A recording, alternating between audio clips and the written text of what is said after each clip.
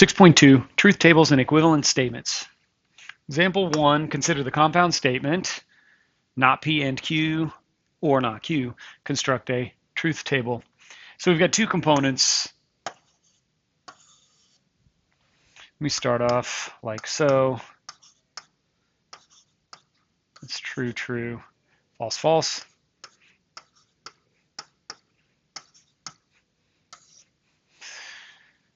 We're giving all of the different possible truth values for P and Q. They can both be true. P can be true and Q can be false. P can be false and Q can be true, or they can both be false. And then we're going to just copy this statement down.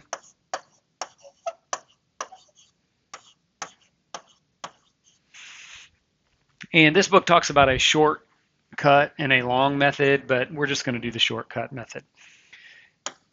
First thing I want to do is look at this not P. We're inside the parentheses here. We kind of treat it like order of operations, but not P. Just negate the column of P. So I take that column that we first wrote with the P in it, TTFF, and I negate it.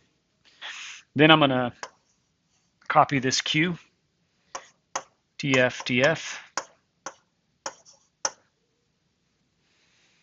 And now I want to put them together with this AND statement. So false and true is false. False and false is false. True and true is true. True and false is false.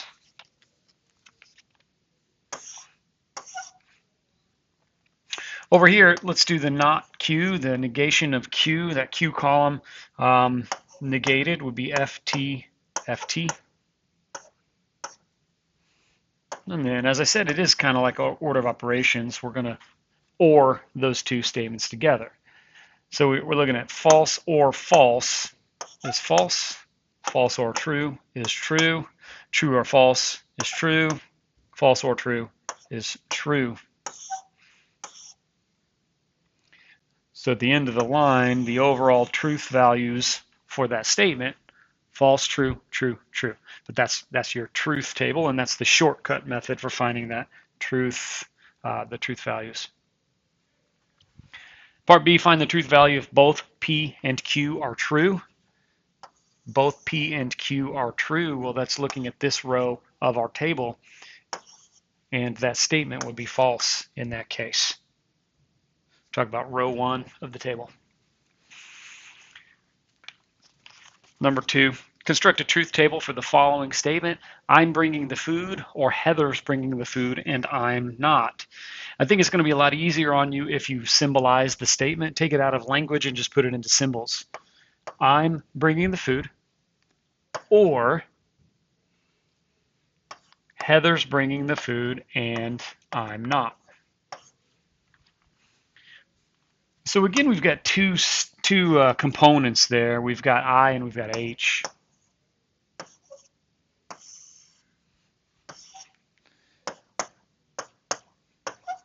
We always kind of fill this out the same way. True, true, false, false. True, false, true, false. And then the shortcut method is let's just do it all at once and do it like order of operations. To start with, let's just copy the I column.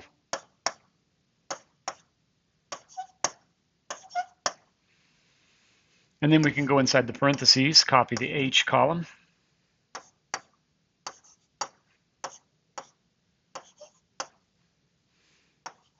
And we want to do not I. Not I. False, false. True, true. We're going to AND those two things together. True and false. True and false is false. False and false is false. True and true is true. False and true is false.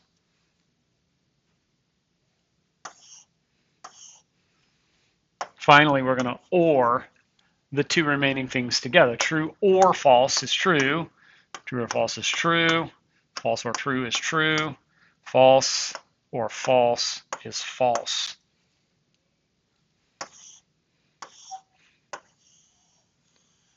So that column right there represents the all of the possible truth values for this statement, depending on what we've got. If both components are true, if the first one's true, if the second one's true, if they're both false, we've got anything covered.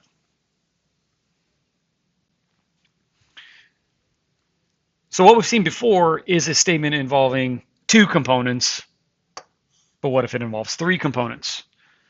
We usually use P, Q, and R, and the format looks like this green box right here. Now, if you notice, the way I always lay it out is if there are three components, it's 2 to the third equals 8 rows. So notice there are 8 rows in this. And the way I like to lay it out is half of 8 is 4. So I start with 4 trues and 4 falses. But half of 4 is 2, and so there's 2 of these.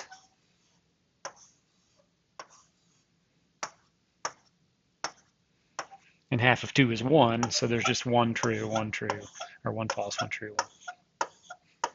Like this. So it starts with 2 to the third power. 3 components, 2 to the third, that's 8. Notice there are 8 rows. How many rows would there be if there are 4 components? Well, that would be 2 to the fourth is 16 rows. What about 5? Well, that would be 2 to the fifth power. 2 to the fifth power is 32. If we had 5 components, like for example, P, Q, R, S, and T, if there were 5 different components, that'd be 32 rows in that table. Hopefully we won't have one quite that big, but we'll see. Example 3, consider the compound statement, not P and R, or not Q and not P.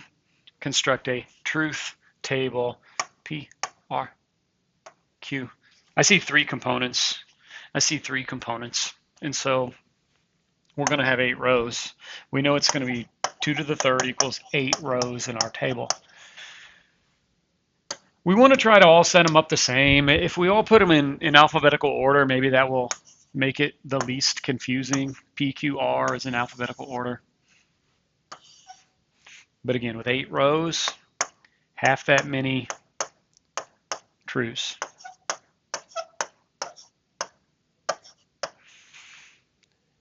And half that many in the next column.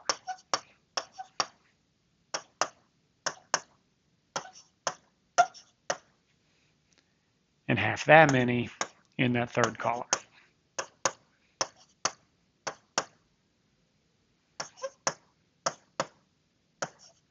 You don't necessarily have to set it up this way, but I think it's good to try to do it the same way every single time. And if all of us do it the same way every single time, we can compare our answers. So we're just going to do the shortcut method. So that means write it all out and treat it like order of operations. First piece here, not P. Just negate that P column.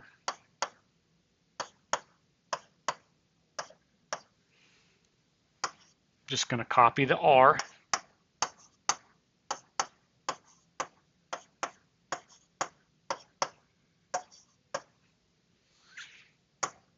And then we can AND that together. False and true, false and false, false and true, false and false, true and true, true and false, true and true, true and false.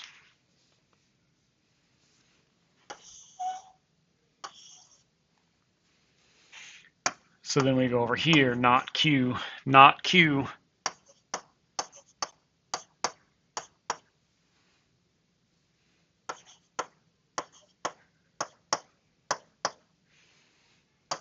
Not P.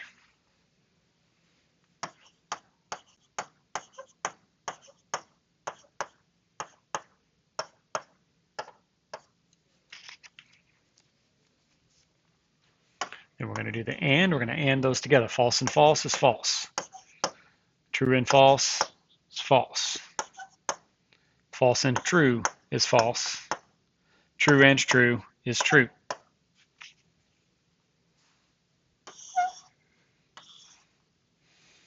Finally, we're going to OR those two values together. False or false is false.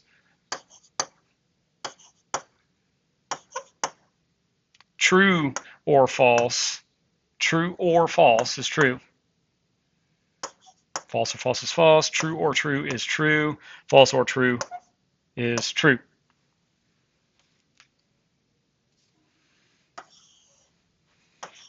So all of the things I crossed out is just basically your work. This is the column that we're after because this represents every different possible scenario. There are 8 different things that could happen if you look at each individual component. All 3 of them could be true. Maybe just R is false and the others are true, and so on and so on. But depending on what the components do, we've got any possible truth value for the overall statement. Then they ask you this question: find the truth value if P is true, Q is false, and R is true. P is true, Q is false, and R is true. True, false, true. That's this one. True, false, true. That's talking about that third row.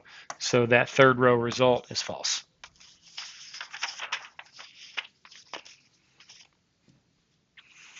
Number 4, if a logical statement is composed of n component statements, how many rows will appear in the truth table? Well, it's just 2 to the nth power. Shortcut method, that's what we've been doing. So we are doing the shortcut method. Number 5, construct truth tables using the shortcut method. Well, we've already done a few. Here I see 2 different components. So I know that's going to be 2 to the second power is 4 rows. Half that many, half of 4 is 2, and half of 2 is 1. That's how I set it up every time. Again, it doesn't necessarily have to be in this order, but I think it's nice to do it that way so it's always the same. We're taking this statement and we're trying to find the truth value for all of that. Think of it like order of operations. P, Q, and then we're going to AND that together. True and true is true. True and false is false. False and true. False and false. But then we want to negate that. Not true is false. Not false is true. Not false is true. Not false is true. Over here, we're going to do not Q. Not Q.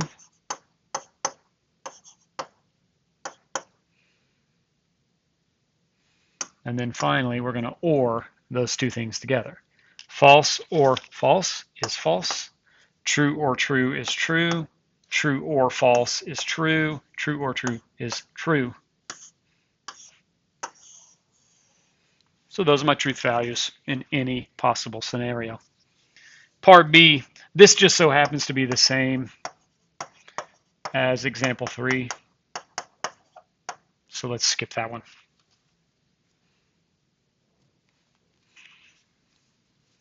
Equivalent statements, statements that have the same truth value in every situation. Number 6 says, are these 2 statements equivalent? Also, we're going to use this symbol to represent equivalent. So it's asking if that is equivalent to that. One way to test that is look at the truth tables. If you do a truth table for both of the statements and they're exactly the same, then we can say that they're equivalent. 2 components.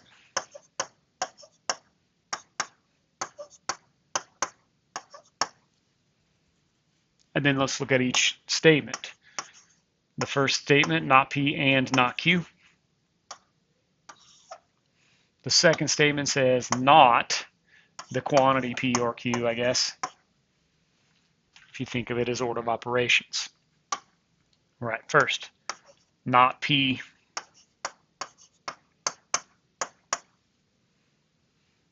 not Q.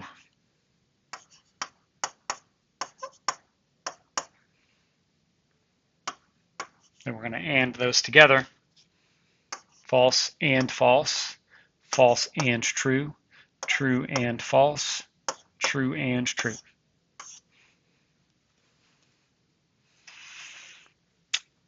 Now we look over here. We've got parentheses, so we go inside those parentheses. We've got P. We've got Q.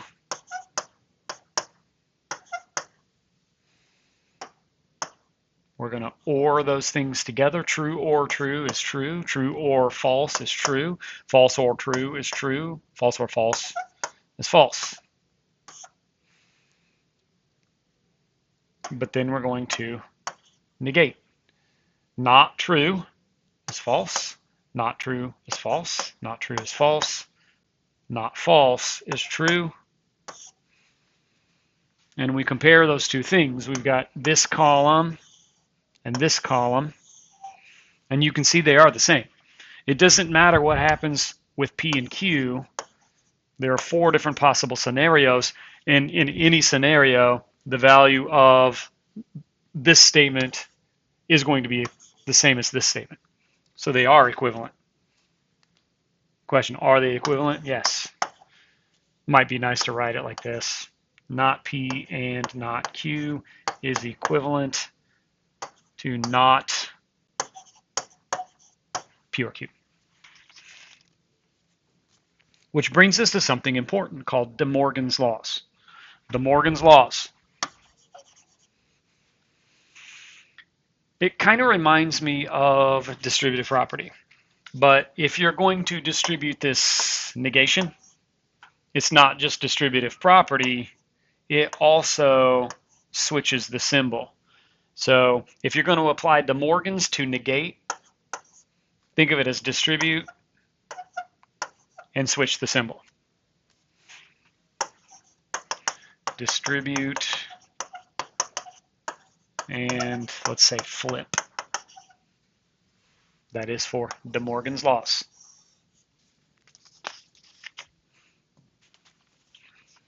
Number 7, find the negation of each statement applying De Morgan's laws. It was a dark and stormy night.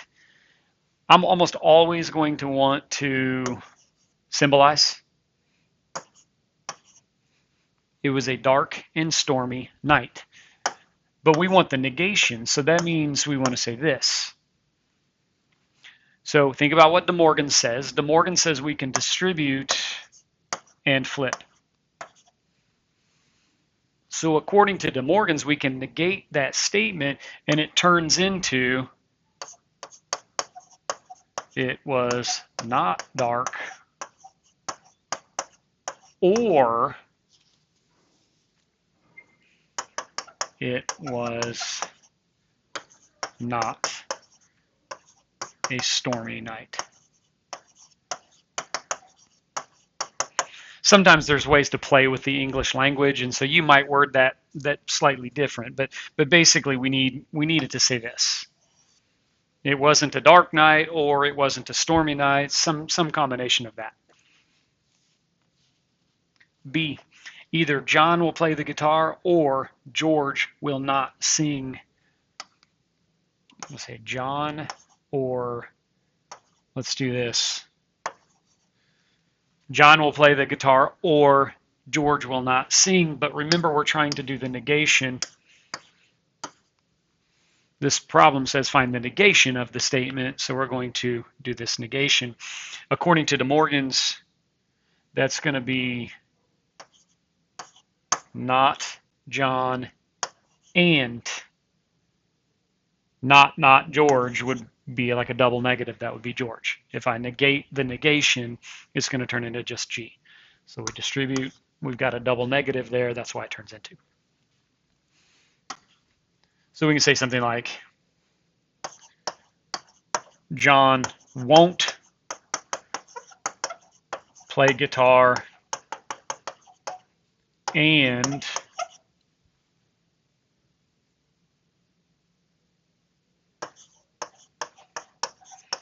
George will sing.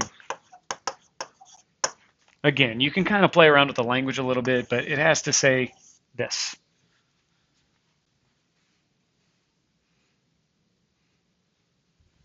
All right, so this one, it eliminates all of the language and stuff, but keep in mind we are doing the negation according to that, the instructions. We're taking this, we're trying to do the negation. Negation allows us to distribute. If we distribute, though, we're going to have to flip this symbol right here. So